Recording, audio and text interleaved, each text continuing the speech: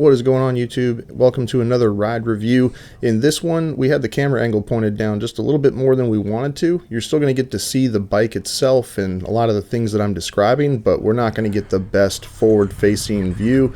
So just stick around if you want to learn a little bit about this Scrambler 400x, but unfortunately, you're not going to be able to see the beautiful scenery I saw quite as good. But I'm looking forward to doing this ride review, and let's get into it. All right, everybody, here we are at the Nelsonville, Ohio Waylon Wayne weekend, and we are out riding on a Trimuph Scrambler 400x. I've always wanted to try this bike. I thought it was really cool when they first released it, and everybody just seems to rave about it, so we're going to see what we think. Getting used to the controls on this bike is taking me a second because it's a little bit of a kind of a blank control system, which for some reason throws me off just a little bit.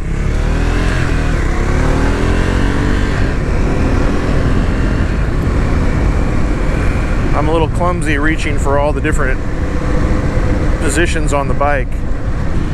It does have what a lot of bikes have now with this high-low beam flash over here that doubles as your high beam flip, and it's such a tight, narrow handlebar, and I do have larger hands, but you just keep accidentally hitting the high beam on this when you go to reach for the clutch, and that's kind of annoying. They could probably tuck that in just a little bit tighter, or maybe you could loosen the bar or loosen the control on the bar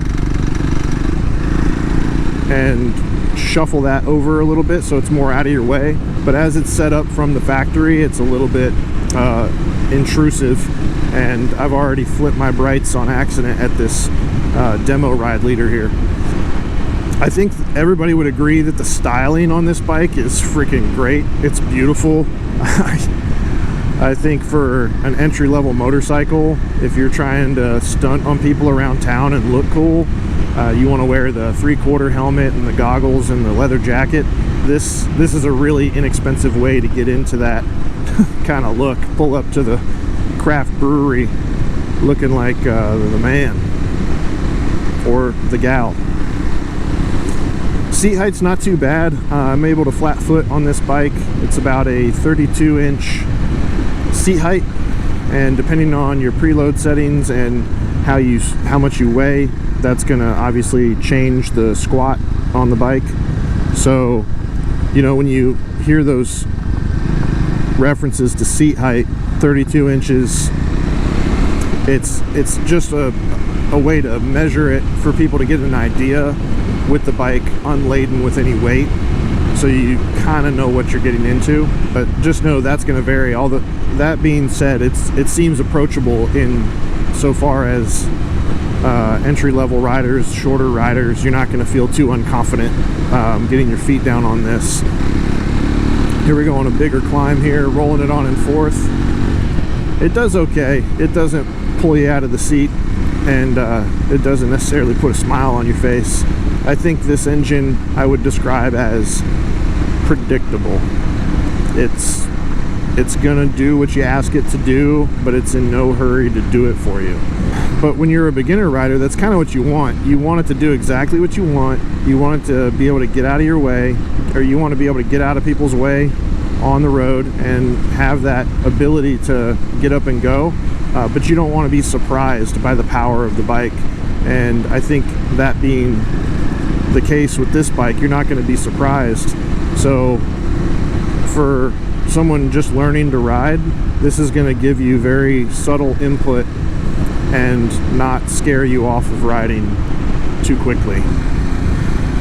This Trimuph Scrambler 400x seems like it's a really nice entry-level price point, coming in the low $5,000 range. Now with $5,000, you're going to get unadjustable front suspension. You're going to have preload adjustable rear suspension, and that suspension translates to 150 millimeters of actual travel.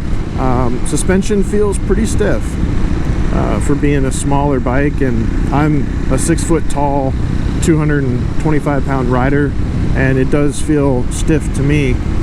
So they definitely sprung it They definitely sprung it for heavier, maybe American riders. Maybe, I don't know. It has single front disc, 320 millimeter front disc, 230 in the rear with some ABS is obviously standard, and it seems like it comes with a lot of the great things you're going to want as a rider. It feels very planted in the corners. It flicks in really well, and having a 19-inch front and a 17-inch rear on this bike makes it so that it's still flickable, but it doesn't have that Achilles heel of having a smaller front wheel. So if you did want to take this off-road, you could. This bike has the Michelin Anarchy Wild knobby tires on it.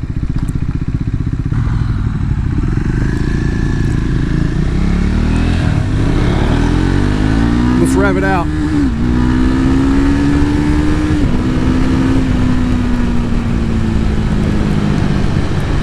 It scoots pretty good. I can't complain about that, but I would say that this bike's not going to surprise you with the power. You've got about 39 horsepower and 27 foot-pounds at the crank, and that it feels like it. It gets up and goes just fine. I think it's going to do interstate well enough.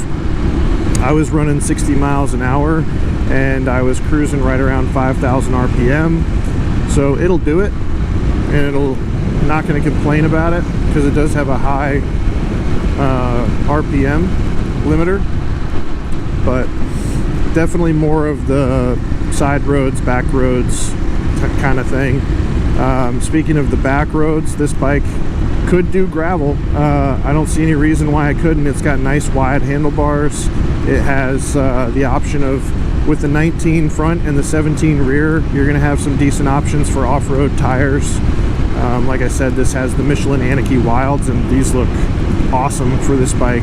I really like it a lot. The dash could have some improvement.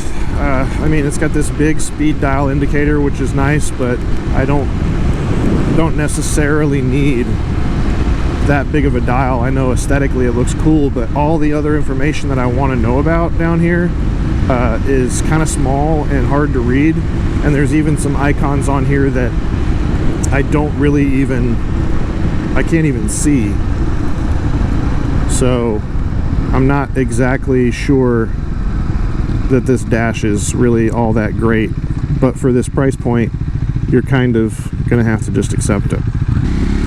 This bike is popular all over the world, so I imagine that the aftermarket for this is going to be pretty incredible.